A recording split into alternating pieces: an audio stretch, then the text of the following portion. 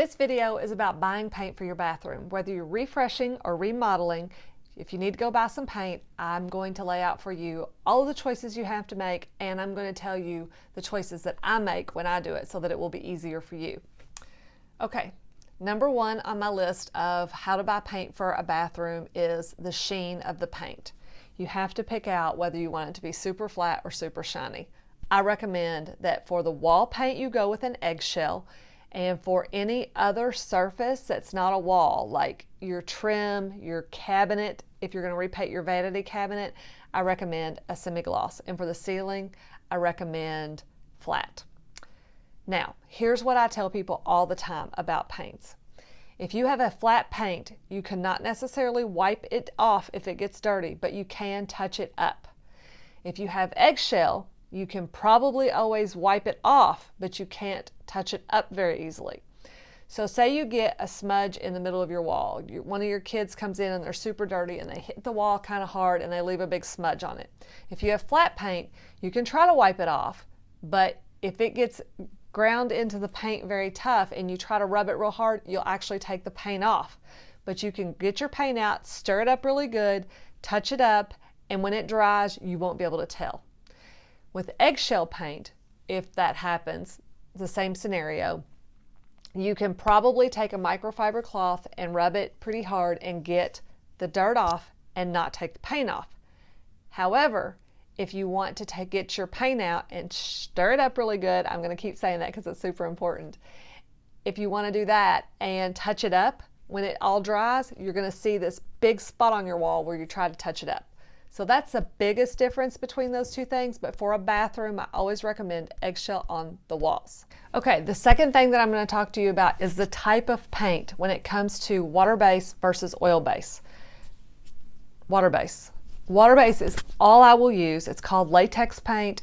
It's easy to clean up. It's healthy, much healthier for the environment, and it's much healthier for the person applying the paint, whether that's you or someone you hire. Oil-based paint has a lot of fumes. I'm certain it's killing brain cells. Just don't go there. You're going to hear some people that are old school say, oh, oil-based paint's better, it's better, it's better, it stays on longer. Who cares if it stays on longer if the people that are putting it on are getting sick from it, A, and it's messing up our environment, B. So I don't recommend any oil-based paint ever.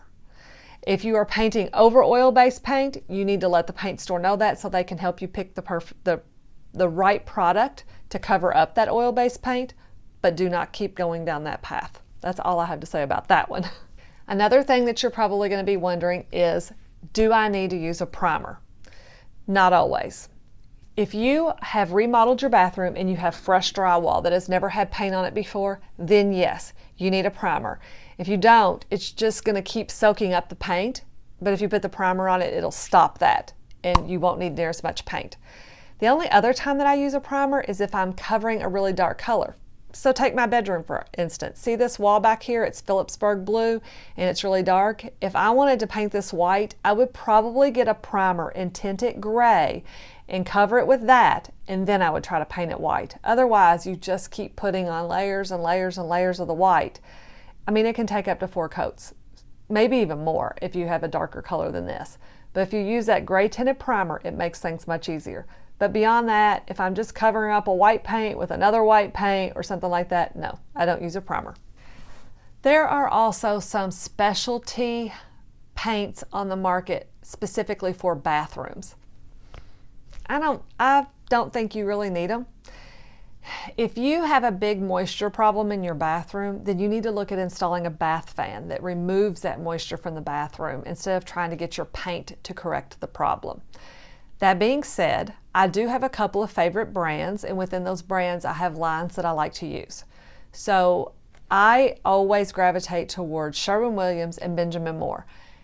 That's probably because where I live, it's a little bit more rural and that's just what we have, but those are paint stores that are kind of everywhere, so I do highly recommend them. And they have really good paints and a lot of great colors, and they can also match anybody else's color also. Let's see, for Sherwin-Williams, I like their Super Paint line. And for the walls, and this is for walls, they don't call it eggshell, they call it satin, but it's the same. just a manufacturer quirk. For Benjamin Moore, I like their Regal brand, their Regal line, and it does come in eggshell, so you're good on that. When I buy paint, I really like to use one of the local stores. I find when it's something that's locally owned that they just have a lot more knowledge that they're willing to share. Probably because they're selling paint because they just really like it and they're kind of into it. But you're helping out your local economy, and it just seems like the best thing to do. If you're local to Shelbyville, with me, I always get my paint at Andreott's, and they're great. When you go in there, you can tell them your situation, your scenario, and they can always recommend for you a good paint. They sell Benjamin Moore. Benjamin Moore is a really good product. My final paint tip is how to pick a color. And a lot of people would have started here, but I wanted to save the best for last. I think it is probably the most overwhelming for people trying to pick the color of their bathroom. It seems to me like a lot of times people are overthinking it, but that's probably not fair of me. I've been picking paint colors, I want to say over 20 years, but it's actually been longer than that. I have been picking paint colors for my friends since I was a teenager. It's been a really long time.